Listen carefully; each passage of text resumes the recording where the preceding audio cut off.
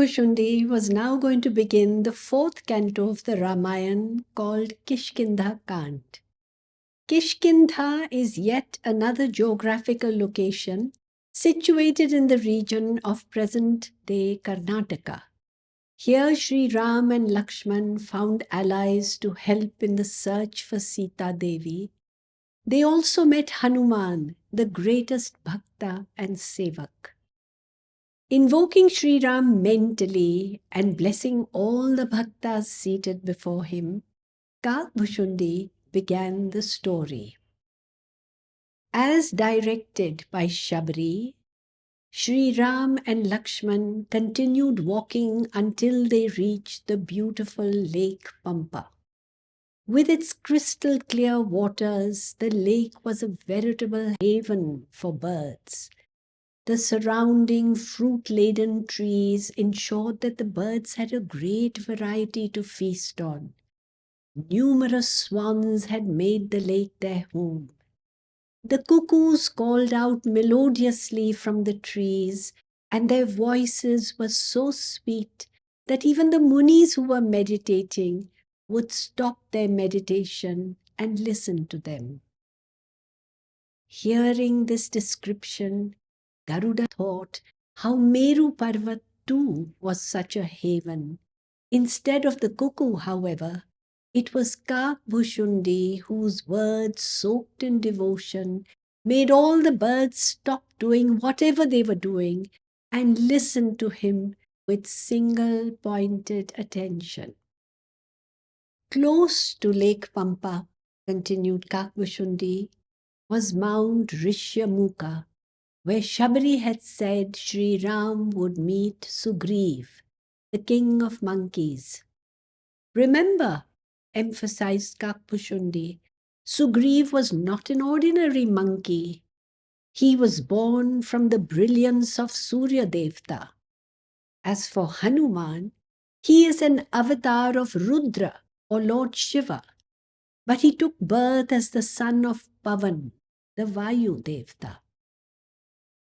Then, continuing with his story, Kakbhushundi said that Sugriv, who was seated at the top of Mount Rishyamukha, spotted Ram and Lakshman approaching.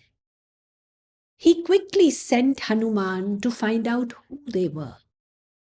Hanuman approached the two brothers in the guise of a young Brahmin boy or Batuk, as these young Brahmin boys are referred to. Hanuman could do this because he had all the supernatural powers.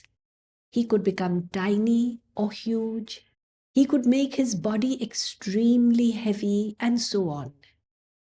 The disguise of a Batuk was the safest one because it was customary in that epoch for everyone to honor young Brahmin boys since they never harmed anybody.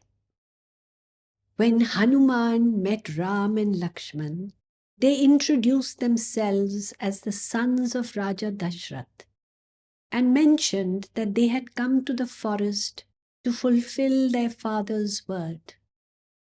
Ram declared that they were in search of his wife Sita, who had been kidnapped by some Rakshasa.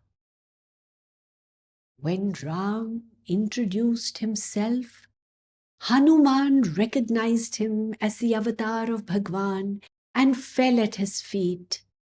His body was covered with goosebumps, his voice choked, and he was unable to utter a word. At this point, one determined duck in the audience interrupted Kakbhushundi. How did Hanuman recognize Sri Ram as an avatar of Bhagwan, she asked.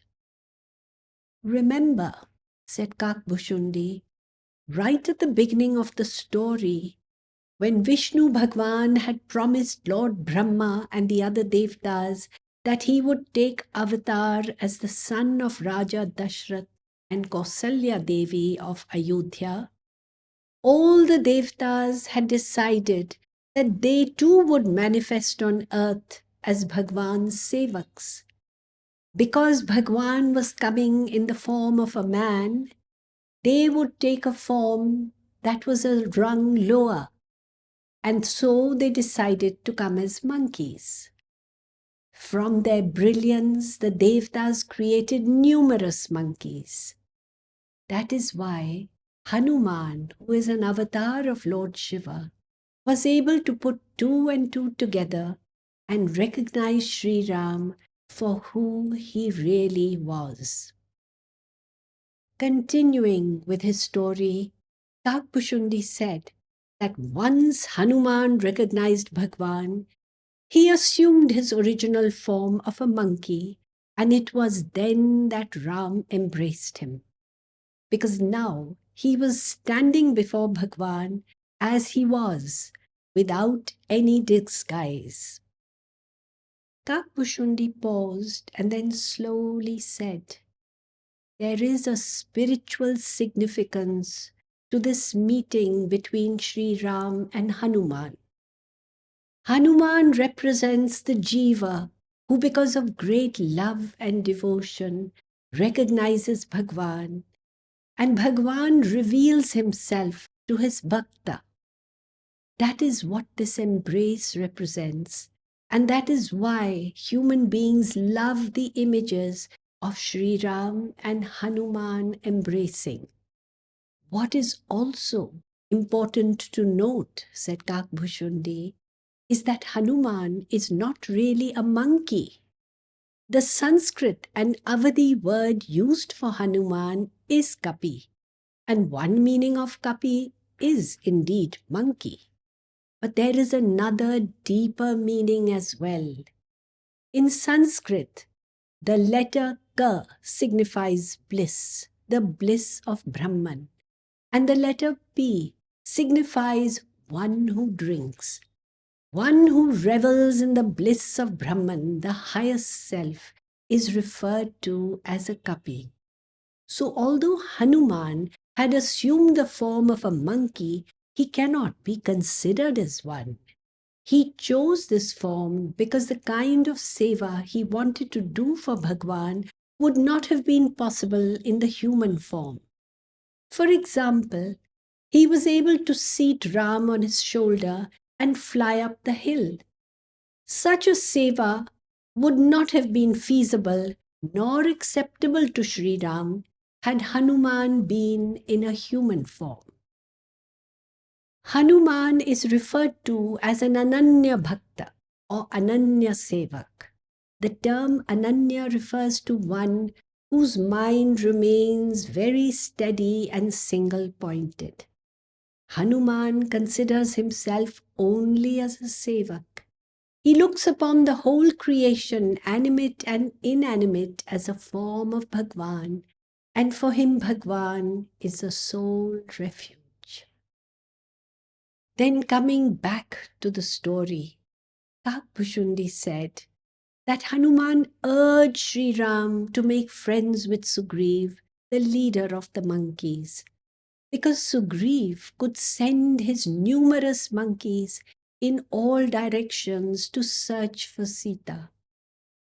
Ram was very impressed by the sweet tone with which Hanuman spoke and the level of his speech. His words were clear and intelligent, and his face was so calm and endearing. So he agreed to meet Sugriv. Hanuman then seated Sri Ram on one shoulder and Lakshman on the other, and took the two brothers to the top of the mountain. What happened there we will see in the next session.